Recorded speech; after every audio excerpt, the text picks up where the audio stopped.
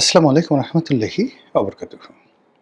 সম্মানিত দর্শক, দিল্লিতে বসে শেখ হাসিনা একটি কাণ্ড ঘটাচ্ছেন বা একটি কথা বলছেন, আর সারা বাংলাদেশ এটা নিয়ে আমরা হৈ হৈ রৈ রৈ শুরু করে দেই। শুধু তিনি নন, তার বাইরে অসংখ্য নেতা, যেমন ধরুন জাহাঙ্গীর কবির নানক, বাহাউদ্দিন নাসিম, ওবায়দুল কাদের, তারপর সাবেক স্বরাষ্ট্রমন্ত্রী তিনি। এর বাইরে অনলাইন অ্যাক্টিভিস্ট হিসেবে সেই অমির রহমান পিয়াল বলেন, নিঝুম মজুমদার বলেন, তারপরে সুশান্ত বলেন, যারাই আছে। অন্যদিকে ইউটিউবার হিসেবে নবনীতা আছে, শারমিন আছে, সুলতানা আছে। প্রায় সবাই কিন্তু মানে মিডিয়া বলেন, দেশের মন এবং মননে বলেন, এই মুহূর্তে সবচেয়ে বেশি প্রভাব বিস্তার করছেন। একটা সময় যেই কাজটি পিনাকি করতো বা যে কাজটি ইলিয়াস করতো, পিনাকি এবং ইলিয়াস তাদের ভিউ এখনো আছে, তবে সেটা মানে উইদিন দ্য লিমিট, মানে জাস্ট সেটা কেবলমাত্র জামাতের যারা লোকজন রয়েছে তারা এখন তাদের সেই কন্টেন্টগুলো দেখে বা অনুপ্রাণিত হয়।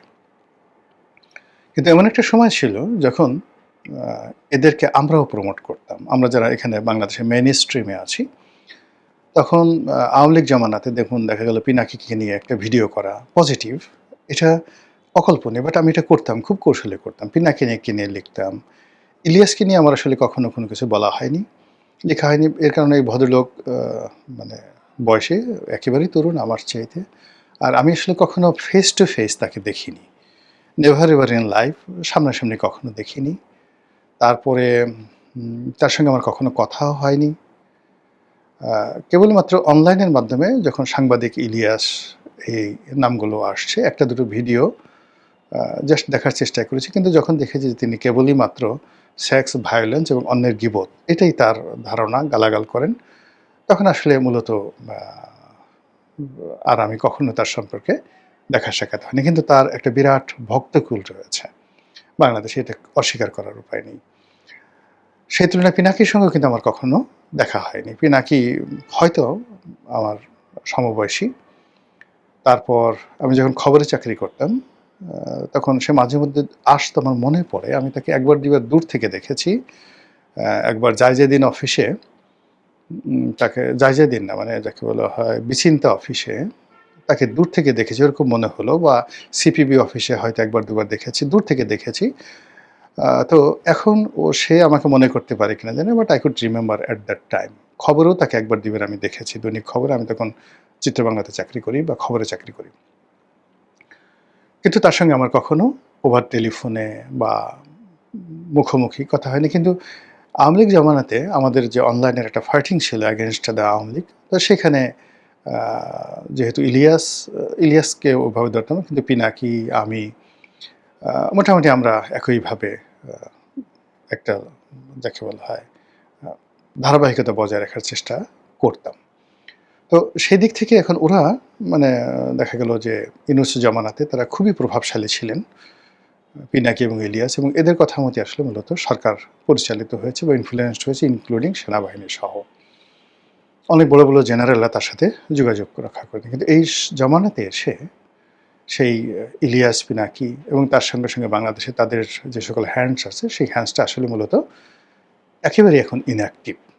তারা এখন মানে সেই তাদের যে রাজত্ব, তাদের যে দাপট, সেটার পরিবর্তে এখন শুধুমাত্র যে কথাবার্তাগুলো বলছে ভিউয়ারদের মধ্যে, মানে তাদের যারা দর্শক রয়েছে তাদের মধ্যে তারা ইনফ্লুয়েন্সড হচ্ছে। কিন্তু সেই দর্শকদেরকে তারা যেভাবে তারা আগে যে কাজগুলো করাতে পারতেন, সেটা তারা এখন করাতে পারছেন না। অন্যদিকে বিএনপির আসলে কখনোই ওইরকম অনলাইন ইনফ্লুয়েন্সার ছিল না। পিনাকি বা ইলিয়াস তারা যেটা করছে জামাতের জন্য করেছে, কিন্তু এটা আলটিমেটলি বিএনপির পক্ষে আসছে, অনেকটা খলিলুরের পক্ষে আসছে, অনেকটা ইউনূস সাহেবের পক্ষে আসছে, বিপ্লবের পক্ষে আসছে। কিন্তু তাদের যে মাস্টার মাইন্ড সেট আপটা ছিল মূলত একটি ভারত বিরোধী প্রোপাগান্ডা চালানোর জন্য, একটা ইসলামিক যে রেভলিউশন, এটার জন্য মূলত তারা চেষ্টা করেছে, হোয়াট এভার মেবি। তো সেই দিক থেকে যেটা হলো যে বিএনপির ওইরকম স্পেসিফিক কোনো ফেজ দেখতে পারবে না। বিএনপি শুধু মুশফিক ফজল আনসারি, সে নিউ ইয়র্কে বসে সেখানে নিয়মিত হোয়াইট হাউসে যেতেন এবং ওইটাই বিএনপি যাকে বলা হয় ম্যাটেরিয়ালাইজ করার চেষ্টা করতে, এবং বিএনপির অনলাইন অ্যাক্টিভিজম একেবারে জিরো ছিল। মুশফিক ফজল আজহারি যেটা করেছে, সে শুধুমাত্র একজন সাংবাদিক হিসাবে, করেসপন্ডেন্ট হিসেবে হোয়াইট হাউসে অ্যাটেন্ড করেছে এবং ইংরেজিতে প্রশ্ন করেছে, এবং প্রশ্নগুলো মানে ওই প্রশ্ন করেছে, ইংরেজিতে প্রশ্ন করেছে, হোয়াইট হাউসে ঢুকছে, এটাই বিএনপির জন্য অনেক বড় পাওনা ছিল। আর বাংলাদেশে বিএনপির পক্ষেভাবে লেখার মতো আসলে কেউ ছিল না। টুকটাক যেটা লিখেছি আমি লিখেছি 2014 থেকে। তারপর জাহিদুদ্দিনের শফিক রহমান সাহেব লিখেছেন, আরও অনেকে লেখার চেষ্টা করেছেন, কিন্তু এটা 2021-এর পরে একমাত্র আমি ছাড়া আর বাংলাদেশে আসলে বিএনপির পক্ষে কলম ধরার মতো এরকম কোনো লোক ছিল না। তো এই হলো অবস্থা। কিন্তু এখন কি হলো? এখন যেটা হয়েছে সেটা হলো পুরো অনলাইন জগৎ, ভার্চুয়াল জগৎ, ইউটিউব, এটা আওয়ামী লীগের দখলে।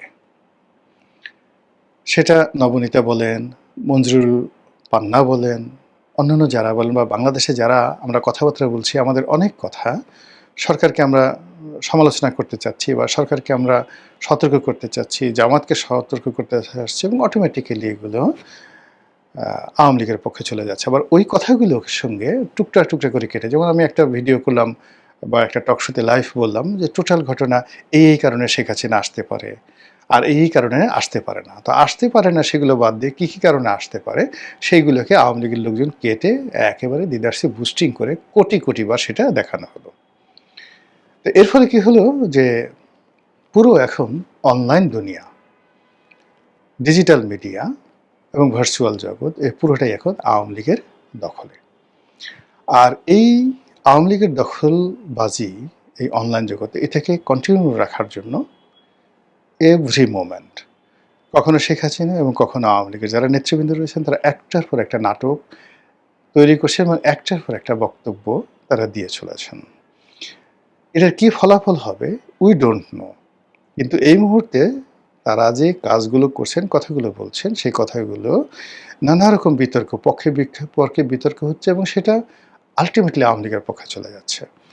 যেমন রাকেশ রহমান, তরুণ আওয়ামী লীগ নেতা, বেশ আওয়ামী লীগের সমালোচনা করে বেশ কিছু কথাবার্তা বলেন, স্ট্রেট ফরওয়ার্ড, এবং তার বেশিরভাগ কথাগুলো হয় শারমিন চৌধুরীর সঙ্গে। আপাত দৃষ্টিতে মনে হচ্ছে যে সে আওয়ামী লীগের সমালোচনা করছে, যা কিছু করছে, কিন্তু দিন শেষে ঘুরে ফিরে কিন্তু আওয়ামী লীগের পক্ষে চলে যাচ্ছেন।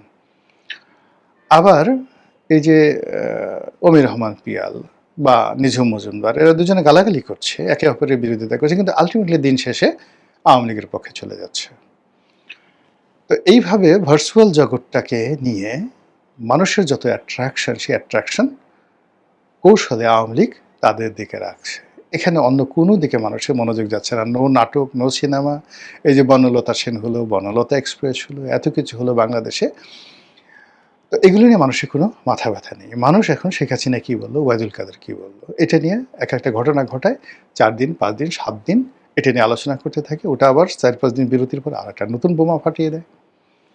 রিসেন্টলি শেখ হাসিনা আসবে, তারপরে শেখ হাসিনার যাকে বলা হয় আগে দেখলাম যে তার পদত্যাগপত্র পাওয়া যাচ্ছে না।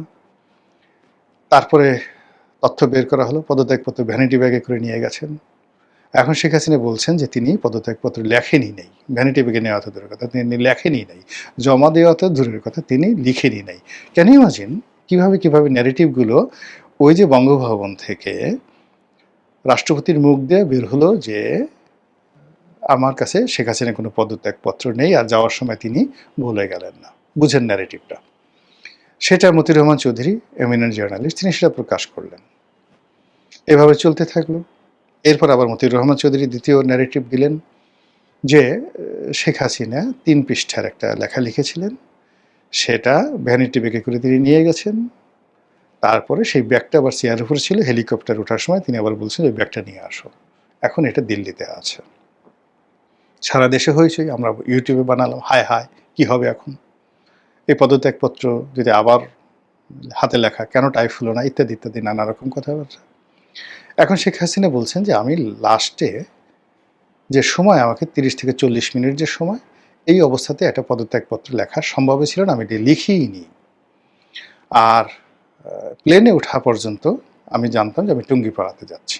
আমি ভারতে আসবো এটা আমি জানতাম না। দেখেন ন্যারেটিভগুলো কোথায় চলে যাচ্ছে, কীভাবে যাচ্ছে।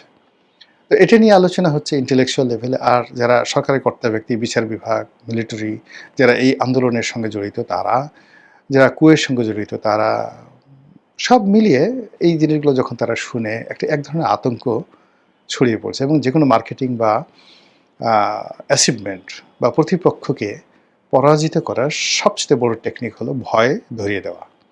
আওয়ামী লীগ অত্যন্ত সুকৌশলে এই ভয়গুলো ধরিয়ে দিচ্ছে।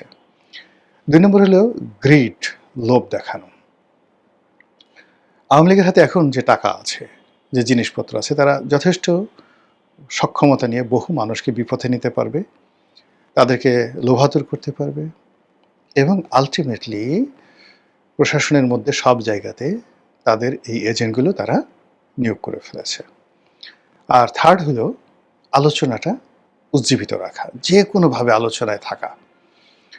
তো সেই আলোচনা কি হলো, যেমন বিএনপির জামানাতে পুরো আলোচনাটা অন্ততপক্ষে ৭-৮ বছর আলোচনাটা এককভাবে চালিয়ে নিয়ে আছেন মির্জা ফখরুল সাহেব। উনি ছাড়া আর বিএনপির কোনো নেতার কোনো বক্তব্য মিডিয়াতে আসতো না। কেউ তার মানে কোনো ন্যারেটিভই তৈরি করতে পারতেন। আর দলের মধ্যে তারেক রহমান সাহেব সেখানে লন্ডন থেকে কথাবার্তা বলতেন, কিন্তু এগুলো মিডিয়া যেহেতু নিষিদ্ধ ছিল, তার বক্তব্য মিডিয়াতে আসতো না। একমাত্র মির্জা ফখরুল সাহেব লাস্ট 10 ইয়ার্স বিএনপিকে বাঁচিয়ে রেখেছেন।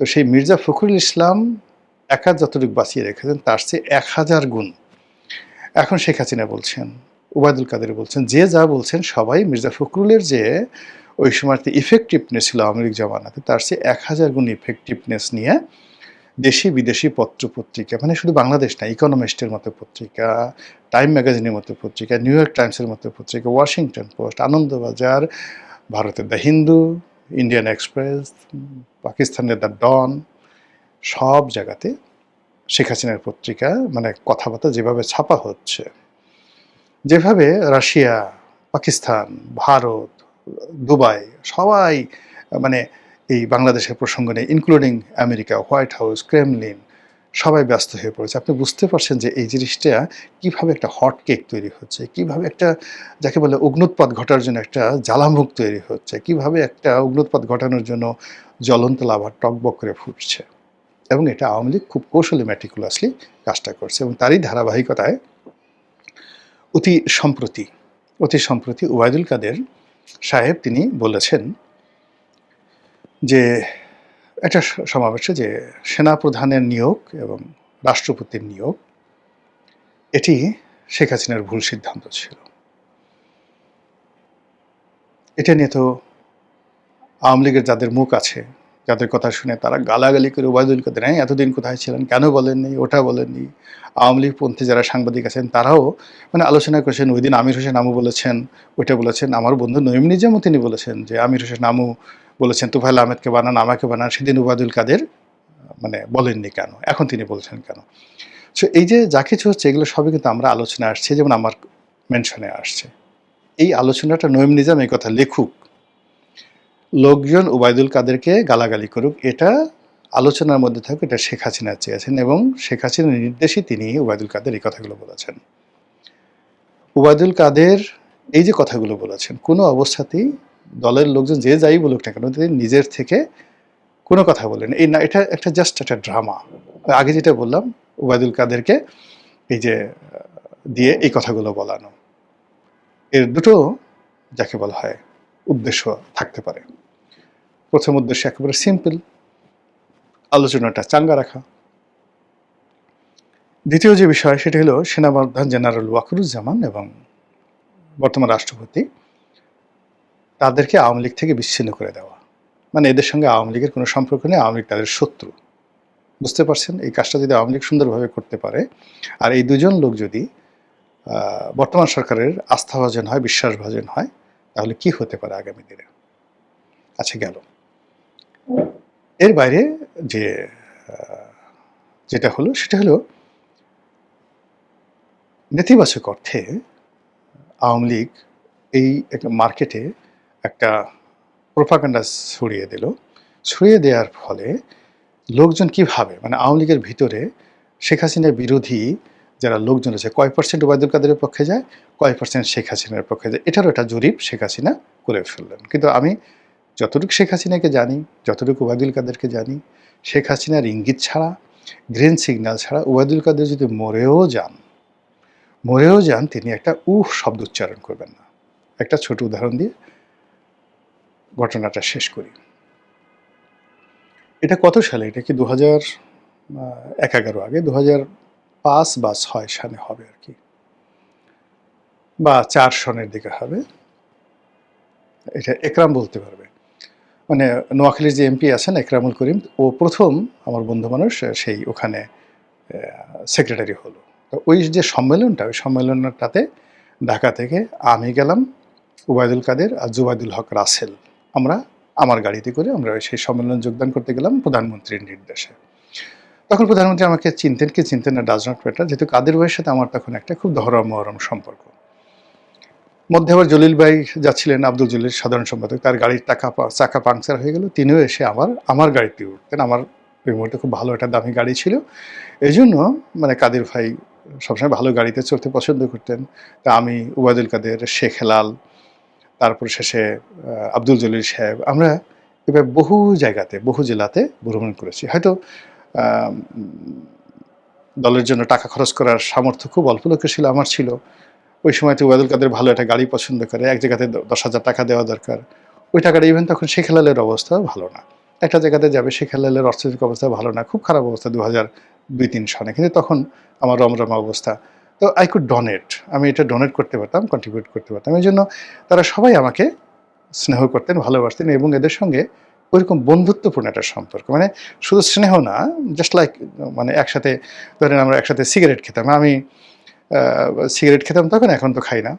তো সেই শেখ হেলাল সিগারেট খাচ্ছেন, রনি ভাই আপনি করে বলতেন, রনি ভাই সিগারেট খান, তো তিনি সিগারেট আবার লাইটটা ধরাই দিতেন। ওবায়দুল কাদের সিগারেট খেতেন না, কিন্তু আমরা দুজন যেহেতু তার গাড়িতে মানে শেখ হেলালের গাড়িতে বসে আমরা সিগারেট খাচ্ছি, কাদের সাহেব সেই দরজা বন্ধ এসির মধ্যে, তাকে সে সিগারেটের গন্ধ সহ্য করতে হয়েছে। This is our relation. তো যাই হোক, এরকম নোয়াখালীতে গেলাম। নোয়াখালীতে যাওয়ার পরে আমি ক্লান্ত হয়ে সেই অনুষ্ঠান শেষ করে, মঞ্চ শেষ করে আমি এসে সার্কিট হাউসে কী কারণে ঘুমিয়ে পড়েছি।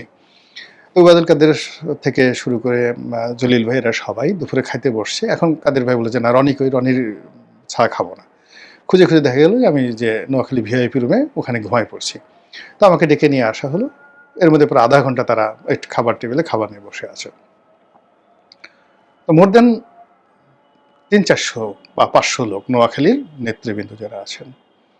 তো মানে ওবায়দুল কাদের কথা বলতেছে, পিছন থেকে কে যেন একটা বলতেছে শেখ হাসিনার দালাল, বাইট করতেছে।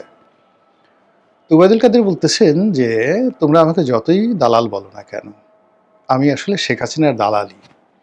আমি জানি শেখ হাসিনা যদি আমাকে আজকে এই পদ থেকে বাদ দিয়ে দেয়, তোমরা কেউ আসবে না।